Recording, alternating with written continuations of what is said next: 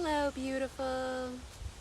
So, if you are struggling in love, with relationships, with feeling anxious, with feeling having issues connecting with intimacy and with partners and with love, I want to share a few things that have helped me in my healing journey, and I really hope that it helps you. And as always, if you have more questions, you can put your questions in the comments below.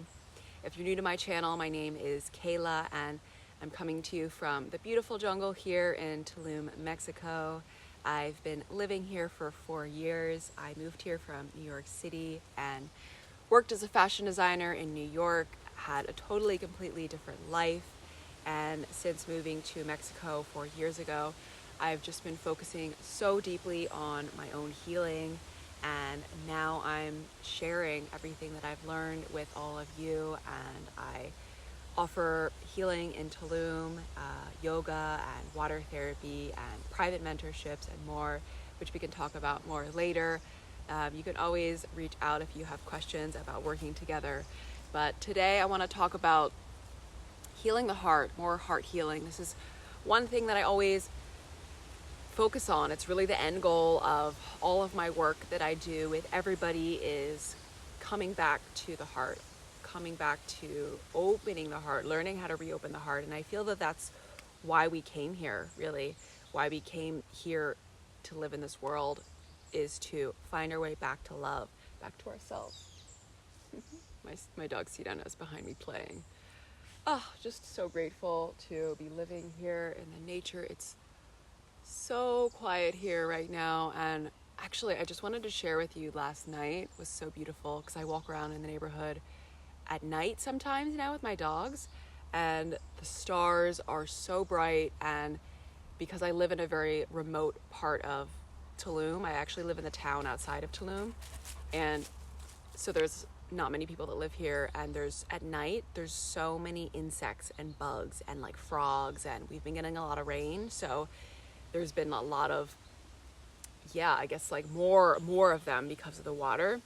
And we were walking last night and it was so loud. It was literally like a symphony of like thousands of animals, like at least probably 10 different kinds of like crickets and like, I don't know, buzzing sounds and like frogs that kind of sounded like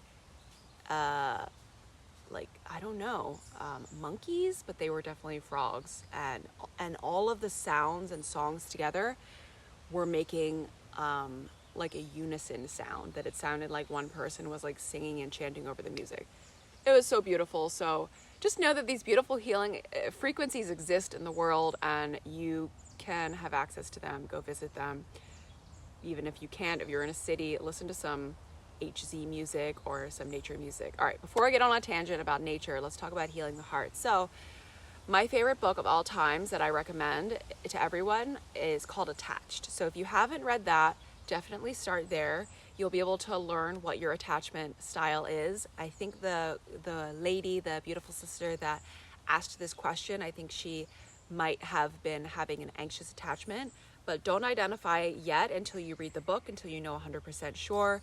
But that's kind of what I'm going to focus on today. And if you want me to talk about other attachment styles in other videos and you have more questions, drop comments. So basically there's 3 main ones. So there's anxious attachment, secure attachment, and avoidant attachment. And then there's also 2 other ones that are kind of a mixture of the 2, which we're not going to get into here. But basically there's, secure person, somebody who believes, it all goes back to our upbringing, how we were raised by our parents. And if you're a parent watching this, don't feel bad. It's so difficult to be a parent. You always make mistakes. It's inevitable. That's part of life as well. It's impossible not to make mistakes.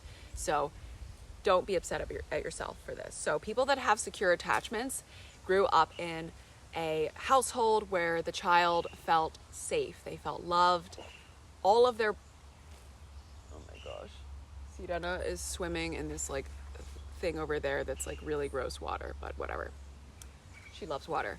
Anyway, so the child, okay, and everything goes back to our belief systems, right? So I talk a lot about changing your beliefs, manifesting and working with the subconscious mind to change your limiting beliefs. So your limiting beliefs, hello puppy lovin', my dog, I love her so much. So your beliefs are made when you're a child.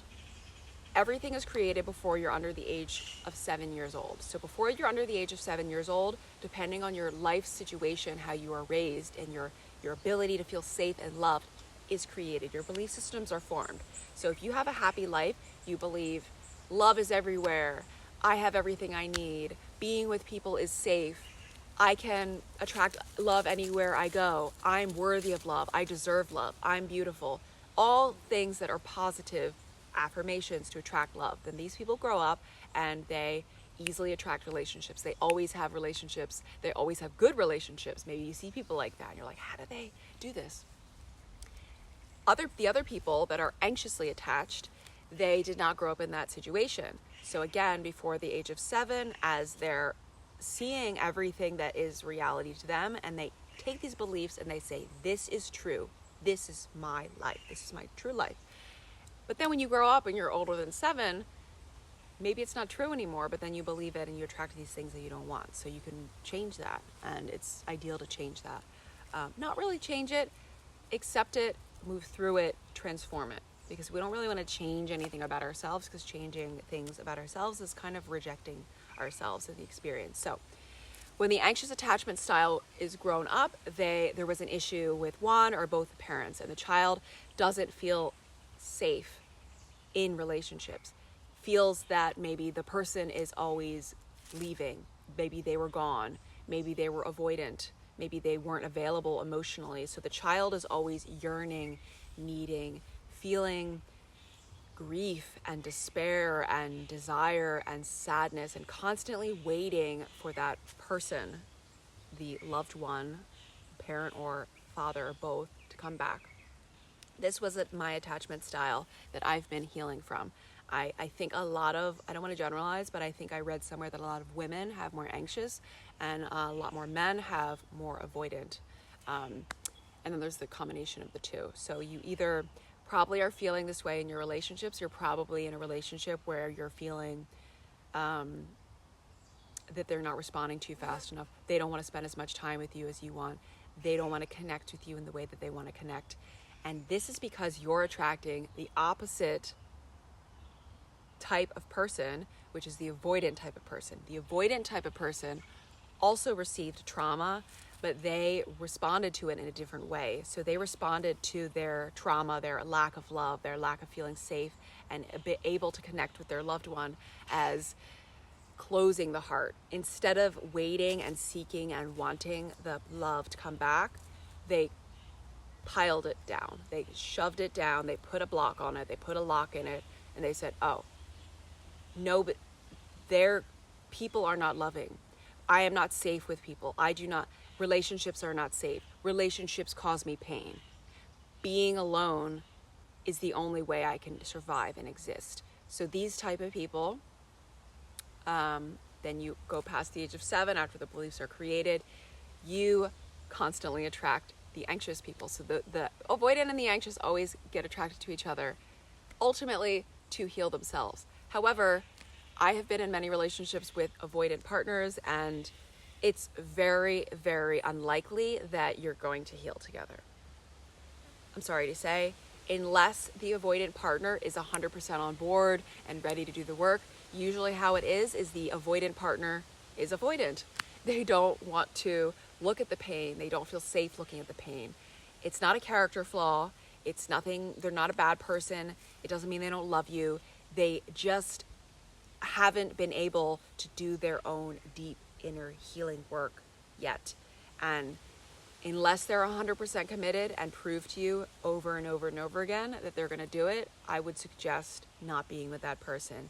Healing yourself either alone with a trusted therapist, healer, doctor, mentor, or if you can attract a secure person, that would be ideal as well.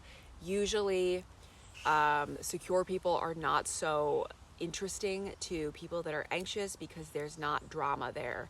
It's too stable and they're not used to feeling that stability. So they're not chemically, physically attracted to them. Maybe somebody's reached out to you that likes you, that's secure, but you just don't feel it. You're like, wow, they're this, they're great, but I don't feel it. This is why. So the only way to really heal is go back to the root.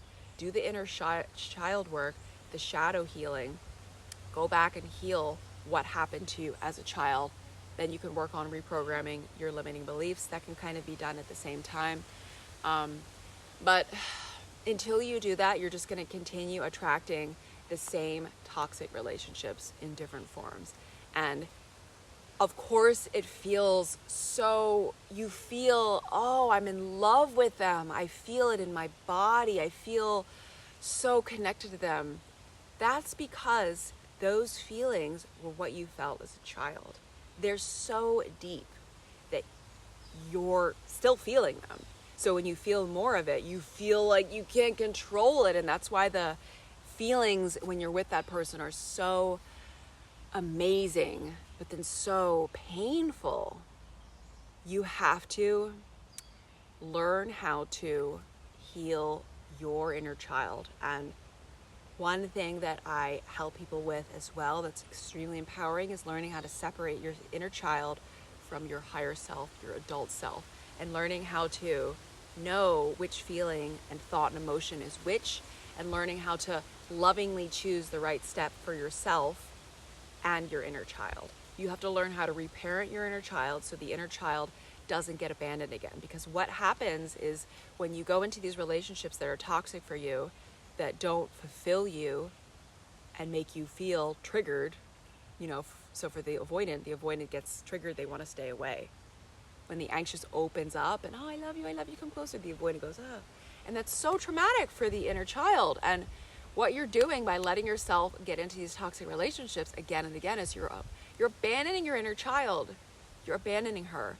And there's no worse suffering than that. That's worse than the initial trauma, because you cannot abandon yourself. You are yourself. And if you abandon yourself, who will you be able to trust? Who will you be able to love? Who will love you? Who will you attract? You'll attract people that will abandon yourself more. So those people are going to show you over and over again. They're going to abandon you or make you feel abandoned, so you finally see that you're abandoning yourself. So it's very simple. If you don't feel loved, supported, appreciated, respect, seen by your partner, it's not a healthy relationship.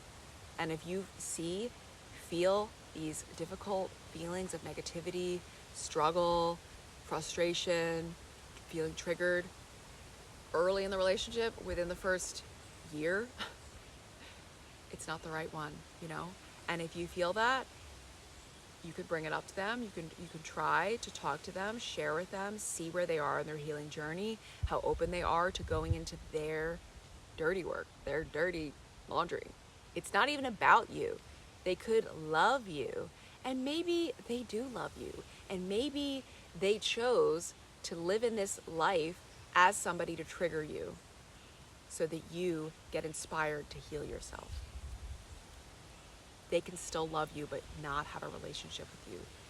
You can take their love and heal yourself, and then you can always remember that person as the person that made you heal, and then you can give love and gratitude back to them. So the person probably loves you. They probably care about you. Of course they do, because you trigger their emotional trauma. And them not wanting to heal and not wanting to change has nothing to do with you. It's only because they aren't ready to go back to their 4-year-old self when they got abused or they got neglected. They're not ready to do that, and maybe they never will. And them not wanting to do that has nothing to do with you. And you have to respect that they aren't ready for that. You have to respect that they're not going to be the person for you. And the more that you heal, the more you're going to see that, I actually want somebody better. I deserve somebody better. Actually, this person did this person did that. I was willing to accept that because I was acting in my shadow. You don't want to be with somebody who brings out your wounded inner child. You want to be with somebody who brings out your healed inner child, who brings out your higher self, who brings out your wounded inner child to be held, to be loved, to be healed together. You don't want to date somebody who brings out your inner child so that you two are sitting in solitude, but together, suffering and alone. So, I know this is hard. I've been in so many relationships that were traumatic or felt unloving or difficult. And come into an empowered place, try to step into empowerment, try to release feeling victimized, and know that everything in your life happens for you to heal. And everything that isn't working is just showing you, it's redirecting you to another direction. So try to get out of it. Try to learn to love yourself more than this. And this can be hard, especially if you're in a relationship that is toxic for you. It's going to be pretty much impossible to do this healing work while you're in the relationship. Pretty much impossible to fully love yourself while you're letting yourself be treated that way. Because if you fully love yourself, that little child, look at yourself, your adult self, as your little child or your friend. Would you tell your girlfriend or your guy friend to keep dating that person if they said all these things that your partner is doing to yourself? And if the answer is no, there's your answer. And if you need help feeling it, bring in the inner child. If your inner child was being neglected, if your inner child was like waiting around by the phone for hours, for days, for weeks, and they didn't person call, if your inner child was left waiting for that person to show up when they said they would see you Friday at 7 p.m. and they never showed up, and your inner child, you, were crying and felt sad, would you let that little baby go again and be in a position to be let down again? No, you wouldn't. So it's time to be the adult. It's time to use your sadness and turn it into inspiration. Turn that anger into inspiration to stand up and be like, no, you don't get access to my beautiful baby. We're going over here. I'm going to give her all the love that she deserves because you just broke her heart. And we're going to go find people that love her, because there are people that love her and will love her. And I think I talked about this and how to actually transform your beliefs. You can watch that video. But watch secure people. Ask secure people what they would do, what their beliefs are about relationships are. Talk to a secure person. Tell them what's going on in your relationship. And when they say, oh my God, girl, like, dump that guy, whatever, go a little deeper. Ask them, oh, okay, like, what kind of relationship standards do you have? What values do you have? You know, and don't be shy. And if this feels like a safe person, ask them. Otherwise, do some reading, do some research. I'm here to help as well. You can always set up a clarity call on my website. If this is all I have for you today, I love you so much. Let me know if you have more questions. Again, my name is Kayla. If you have more questions, put them in the comments below. Give it a thumbs up. Subscribe if you're new here. Hello to all the new subscribers. So grateful to have you here. Woohoo! See you all tomorrow. Bye.